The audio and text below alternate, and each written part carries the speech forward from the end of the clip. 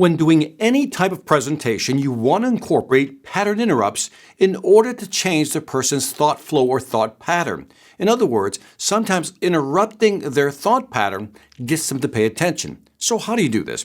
Let's go with visual. If you show somebody an image, that in itself is a pattern interrupt. If you've been talking for a while and you shift to an image, that interrupts their thought pattern and gets them to pay attention. You could use a video. It's another thought pattern. You can use graphs.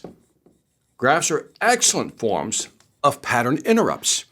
Now let's move over to voice, something that most people don't consider.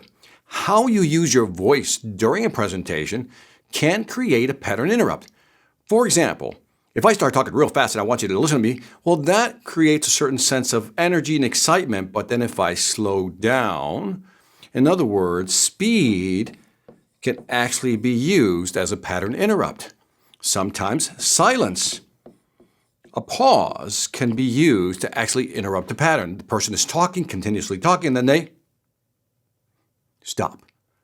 Or they drop their voice.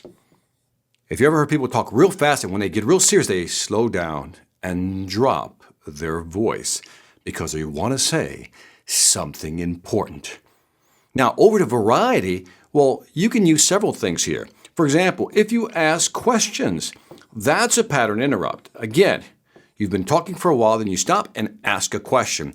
If you do a survey, for example, just go around the room and ask the question. Who believes this? Raise your hand. These are surveys. So there's a lot of things you can do to interrupt the flow of somebody's thought process. Remember, in any presentation, we have to continuously insert pattern interrupts to make sure we're holding the audience's attention. So pepper these throughout your presentation, or these strategies, maybe every 3 to 5 minutes if you want a presentation that is really engaging.